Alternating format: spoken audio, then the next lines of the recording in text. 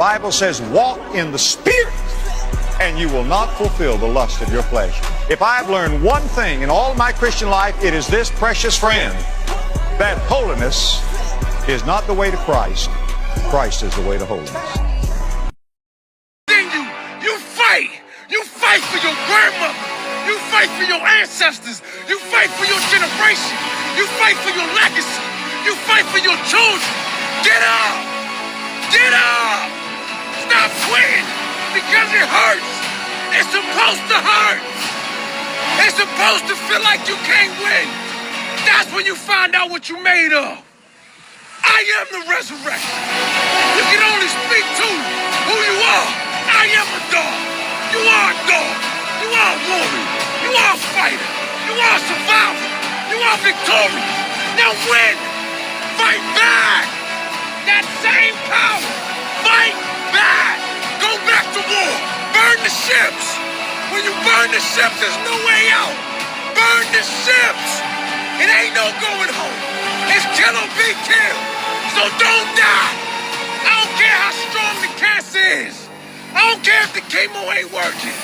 He's working on your behalf. Late in the midnight hour, you just gotta choose to keep going. Don't die. Big dog. You have to eat the dream. You have to sleep the dream. You have to dream the dream. You got to touch. You have to see it when nobody else sees it. You have to feel it when it's not tangible. You have to believe it when you cannot see it. You got to be possessed with the dream. And every single day, you've got to wake up and put forth effort. Had no GPS in your dreams. You don't have nothing going on because you didn't write it down. I need you to write it down. Write down your list. Stop playing games and write down your list right now. Because I'm telling you, when you write things down, when I used to be in a penitentiary and I used to write things down in the book of life, when you write your list down, and listen, I need 10 to 20 things from everybody. Everybody that follow me, everybody that's tapped into the messaging, everybody that's, listen, everybody that's out there, I need 10 to 20 things written down that you're going to do, that you're going to go, who you're going to be, what you're going to have in your account, the house, the car, whatever you have. Listen, because I'm telling you, when I used to be in that cell, I'm talking about I'm dark, deep in a cell. When I used to write things down in the book of life, I used to feel it. I used to smell it. I used to visually see it. If I write down, damn, I want this type of car. Or if I write down, damn, I want to go to this place. I'm talking about, I've never been to Paris, but I would write down I wanted to go to Paris, and I can visualize Paris. When you write your dreams down, you smell them. Write your list. If you would like to learn more about the Hun Gardens Healthy Me Back to the Garden, please feel free to check the website out at hungardens.org. The Bible Believers Ministry.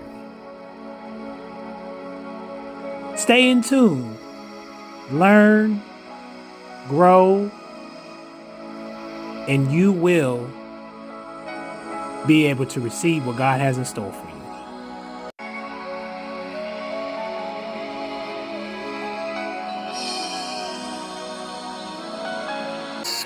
You can't pretend or fake it just to make it, to be a champion. When everybody else is sleeping, the champion is the one that wakes up. The champion gets up before the sun comes up. The champion is the one that never lets the sun catch them sleeping. There will become a time when you have to realize that you got to put in the work and you got to understand that if you're going to do it, you better do it with the right attitude. Because attitude is what's going to take to get you to the level that you need to be and beyond. Champions don't just come overnight. Champions have to grow. Champions have to work. Champions have to dig. Champions have to believe. Champions don't have time to wait around for something to happen on its own. Being a champion takes work, grit, and understanding. I'm almost tempted to try this. I have my phone. Stop pretty intensely. Henry's been working with him, your team, and Hunter has been I'm so sorry that I didn't tell you I wasn't your team. You don't have to apologize. Thank you. I realized that even when we not progressing business or any of that, we focus on our marriage, not nurture. It's so beautiful. I am so glad you guys are still getting married. Yes, we are. And we're doing it our way. And it's just an understanding. Yes, or at least I want to be there.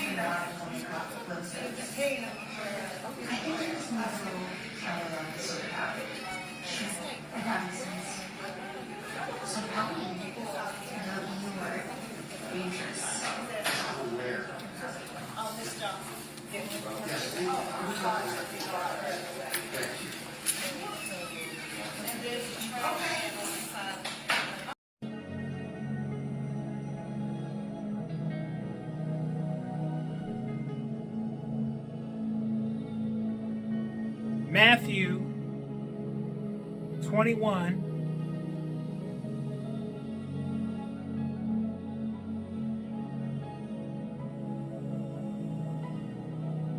12, starting at 12. And Jesus entered the temple and drove out all of those who were buying and selling in the temple, and overturned the tables of the money changers and the seats of those who were selling doves. And he said to them, "It is written, my house should be called a house of prayer, but you are making it a robber's den." And the blind and the lame came to him, and he healed them. But when the chief priests and scribes saw the wonderful things that he had done, and the children who were shouting in the temple, "Hosanna to the Son of David,"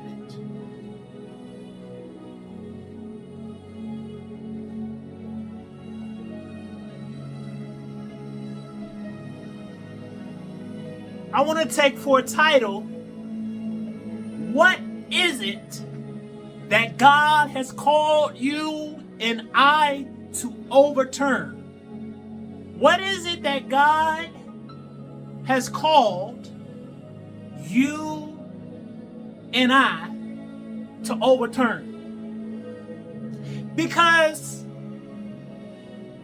procrastination, that is an entity that could be blocking from walking into kingdom manifestation.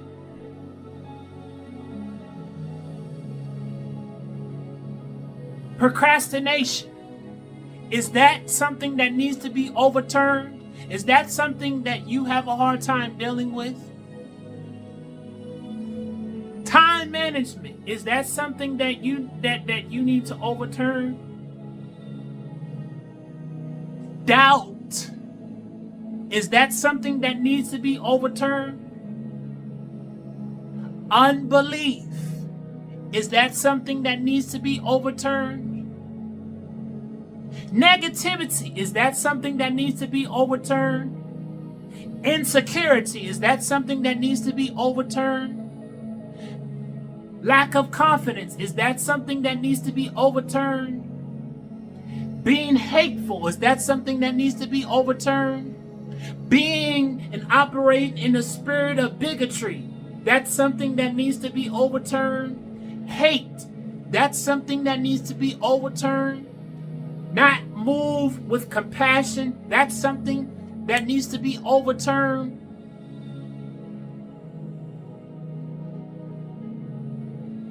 Not seeing that God has fearfully and wonderfully made you and I in the image and likeness of Him? These are things that need to be overturned. Not praying to God, that's something that needs to be overturned. Have you created a sanctuary for God to come in? Have you created an atmosphere to give honor and recognition to the Lord and Savior Yahweh? What is it that is going on in your life that needs to be overturned, just as Jesus overturned those tables? What is it that needs to be overturned? What is it that's stopping you from being the person that God called you to be? What is stopping you from treading upon scorpions? God called you to preach the gospel, but you're afraid to get out there and get on the streets and to pray for that young man, to pray for that young lady. And what is it that's stopping you from going ye therefore to the world? What is it that's stopping you from dealing with that low self-esteem? What is it that needs to be flipped? What is it that's going on in your life that needs to be overturned? What is it that's stopping you from operating in kingdom authority? What's stopping you from operating in kingdom confidence? What is it? What's stopping you from spreading the gospel? What's stopping you from praying for those on the hospital bed? What's stopping you from going to the jails and praying for the individuals in the jail cells? What's stopping you from comforting those? What's stopping you from comforting those that have been brokenhearted? What's stopping you from praying for the downtrodden? What's stopping you? What is it that's going on in your life from you not seeing God the way that He sees you? He fearfully and wonderfully made you and I in the image and likeness of Him. Why is it that we have a problem with looking down, which we should be looking up? We should be looking up toward the hills of heaven. Why? Because looking up toward the hills of heaven is where our help is going to come from. It's not going to come from any other force, any other foundation. Our help comes up from Him. God wakes us up. He gives us new mercies. The sun is shining. We can feel the warmth of the seasons. We can feel the warmth of the seasons. We can hear the sounds of the insects. We can hear the sounds of nature. We can see how the birds, how they fly, how they soar, how they move. We can see the trees blossoming forth. We can see the greenery. We can see the blossoms blossoming forth. We can see the grass being all nice and splendid and green. We can see the pollen in the air. We can see the dirt. We can see the bugs. We can see these living creatures. What is it that we need to overturn so that we can truly cause a kingdom manifestation in the earth beyond just preaching in the church, beyond just sharing the gospel with our inner circles, with our inner cliques? Whom the Son has set free is free indeed, and we think we have the nerve to be in a clique. Jesus came to break the chains.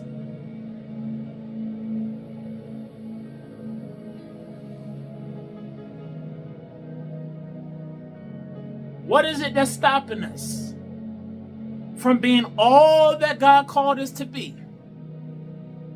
What's stopping us? What is it that's going on in your life that needs to be overturned? What is it? What is this force? What is this? What is in the way? What is it that's stopping you and I from seeing the greatness that's on the inside of us? What's stopping us? What's stopping us from talking to the children? What's stopping us from preaching the gospel to the man that may be drunk? What's stopping us? What's really stopping us? Is it denominations? Is it political constructs? What is it? I know I'm ready for the emails. I'm ready for the comments. I'm ready for the phone calls. But God is trying to get our attention, to get us to think, to get us to reflect, to get us to do a self-examination.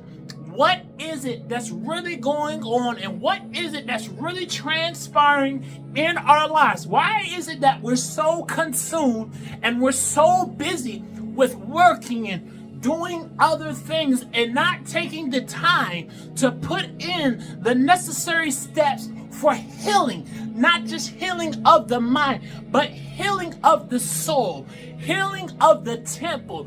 What is it that has us so bowed that we're not taking care of the temple? Not just the temple where we fellowship at, but the physical temple, the temple, your soul. What is it that we are consuming? What is it that we're listening to? What is it that we're seeing? What is it that we're taking into our vision? What is it that we are professing? Is what we professing? Is it speaking life? Is it building up? Is it restoring? Is it reconciling? Is it bringing impact into the kingdom?